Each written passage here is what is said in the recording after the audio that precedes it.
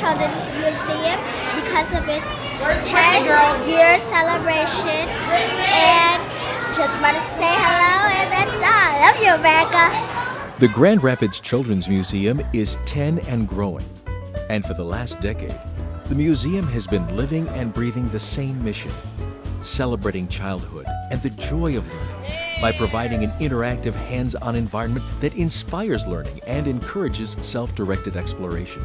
My proudest moment, I think, as a founder and as a board member, is that the organization is so mission-focused. Everything we do, from hiring to the materials we use in the museum to the programs we have for our families and our members and our visitors, are all based on our mission.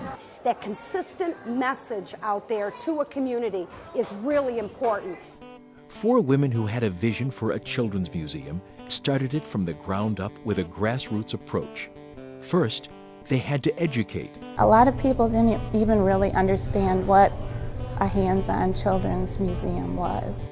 But the possibilities were realized. So a museum without walls opened at the Woodland Shopping Center in 1994. 3 years later, the museum had walls at last. A home on Sheldon Avenue, generously donated by Bob and Alicia Woodruck and Jim and Shirley Balk. A home that needed a lot of work. It was like a full-time job, but such a reward.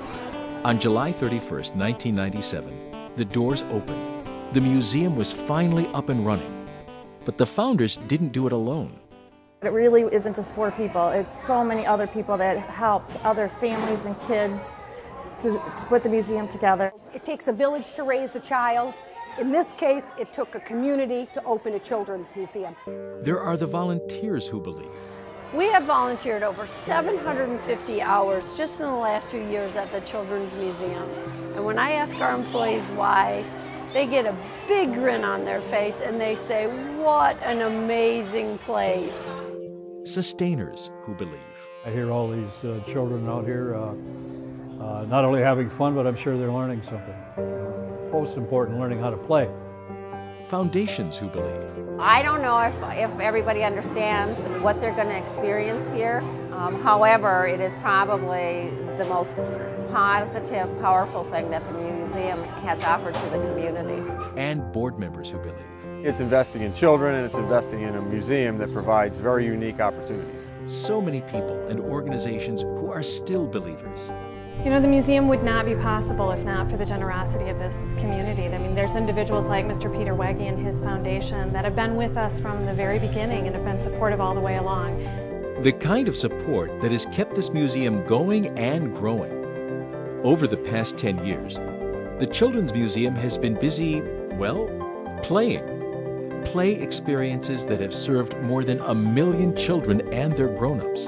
That part never gets old, is seeing the impact that we have on the families and the community when they arrive here. It's been a lot of fun, but it's about more than just fun. The museum knows the importance of play, and so do its many supporters.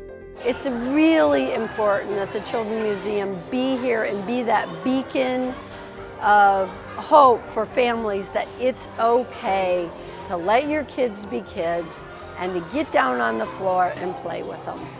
Inside these museum walls, there's always a lot of play happening, but not everyone can get here. So the Children's Museum established a scholarship fund to bring underserved kids in. More than 43,000 in the last decade. We wanted an educational institution, and we wanted an inclusive environment. Those were really important to the museum. Also important is taking Children's Museum programs out to schools and the community, reaching outside of the walls to bring play experiences to all children. More than 63,000 kids to date. The museum continues to seek out experts in the community to help shape programming. It's not done in isolation, and that's an incredible gift to the community. Over the past 10 years, so many children and grown-ups have played inside and outside of these walls. More than 9 million bubbles, 300 gallons of glue, 20,000 markers, 50,000 balloons. But how do you measure the benefits of play? The 10 who made a difference say the effects last a lifetime in every child because of the skills play teaches them. to develop their individuality, to develop their own self-confidence, to learn things on their own, and to come up with their own ideas. The next 10 years are approaching fast, and the museum doesn't plan to stop playing at all. Supporters have many wishes for the next decade. That people recognize the value that we have brought to the community and the impact that we've had. A wish for more exhibits and programs for children 0 to 3.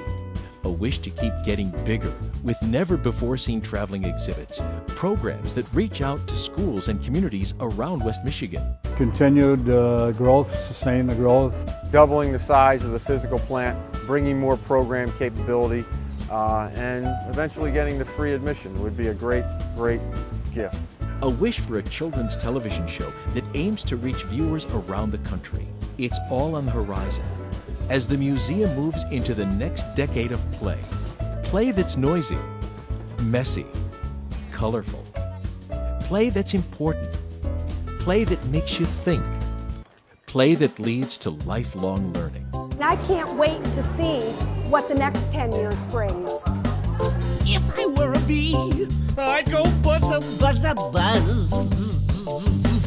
Why else do you think?